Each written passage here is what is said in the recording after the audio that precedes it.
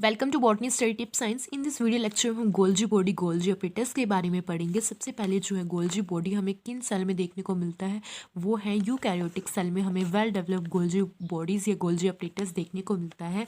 Prokaryotic cell में ये absent रहता है। अगर हम इसकी ऑब्जर्वेशन की बात करें तो गोल्जी बॉडीज़ जो है सबसे पहले किसने ऑब्जर्व करा था, तो सबसे पहले ऑब्जर्व करा था जियोर्स ने, और इसकी जो है मॉर्फोलॉजी जो है डिटेल करी थी या अगेन स्टडी करी थी डिटेल में सेल के ऊपर कैम्बियो गोल्जी ने। उन्होंने जो है नर्व सेल के ऊपर डिटेल में स्टडी करी थी, नर्व सेल के गोल्जी बॉडीज़ के ऊपर। प्लांट सेल में और एनिमल सेल में इनकी मॉर्फोलॉजी सिमिलर रहती है। गोल्जी अपैरेटस जो है न्यूक्लियस के अराउंड ही देखने को मिलते हैं। अगर हम इसका स्ट्रक्चर जो है एनलार्ज करके देखें तो हमें कुछ ऐसा स्ट्रक्चर देखने को मिलेगा। इस स्ट्रक्चर में हमें बेसिकली 3 इंपॉर्टेंट चीज़ें देखने को मिलेंगी, उन पे हम डिटेल में फोकस करेंगे। वेसिकल्स देखने को मिलेंगी, सिस्टर्नी देखने को मिलेगा और वैक्यूल। ये 3 चीज़ें जो हैं इंपॉर्टेंट रोल प्ले करती हैं गोल्जी अपरेटस या गोल्जी बॉडी की फॉर्मेशन में।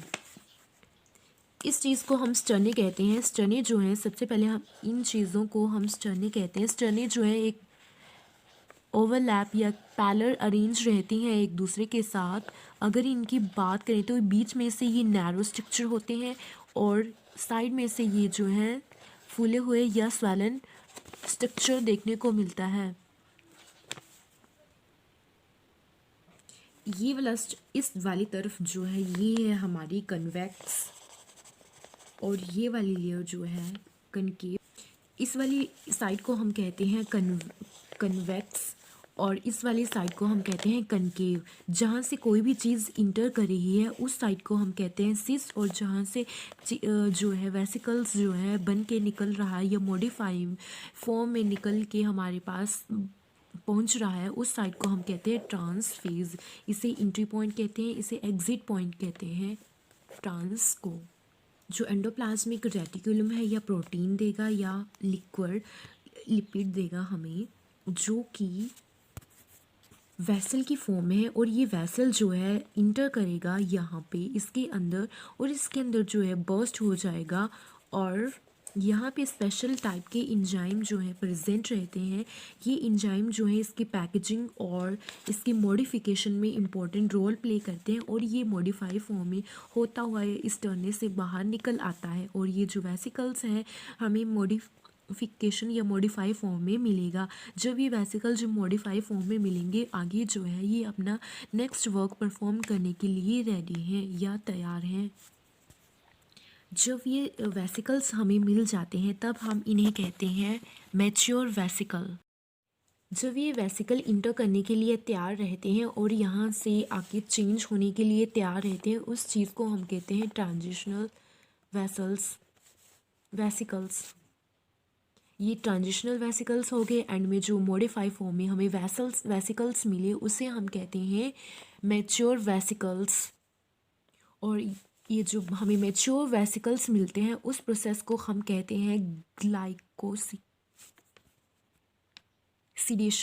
और ये ग्लाइकोसिडेशन प्रोसेस जो है यहाँ पे प्रोटीन कन्वर्ट हो रहा है ग्लाइकोप्रोटीन में और लिपिड कन्वर्ट हो रहा है ग्लाइकोलिपिड में। तो मैं यहाँ पे लिख देती हूँ, इस प्रोसेस को कहते हैं मॉडिफाई प्रोसेस को कहते हैं ग्लाइकोडेशंस और protein convert into glycoprotein, lipid convert into glycoprotein. And में जो है हमें ये प्रोसेस देखने को मिलेगा और ये अपना आगे जहाँ पे रिक्वायरमेंट है सेल के अंदर इनकी मॉडिफाई फॉर्म की, वहाँ पे ये अपना काम करना, फंक्शन करना, परफॉर्म करना शुरू कर देंगे। इसीलिए इसे हम कहते हैं director of biomolecules. Plant cell formation में भी इनका इम्पॉर्टेंट रोल रहता है। प्लांट सेल वॉल फॉर्मेशन में प्लांट सेल में हमें 10 से 20 रेंज रहती है, और एनिमल सेल की बात करें तो 5 to 6 इनकी रेंज रहती है। जो प्लांट सेल हैं उनमें हमें डाक्टोसोम जो है प्रेजेंट होते हैं, गोल्जी अपरेटस की जो टर्म है। और ये जो मान लीजिए ये प्लांट सेल है उसमें जो है फ्रीली प्रेजेंट होते हैं प्लांट सेल में डाक्टोसोम या Golgi body in the form of dictyosome. Animal cell की बात करें तो ये फिक्स्ड पोजीशन में हमें देखने को मिलते हैं around the nucleus. Golgi body हमें कहाँ कहाँ देखने को मिलते हैं? जो मैमल्स होते हैं उनके आरबीसी सेल में हमें देखने को मिलते हैं।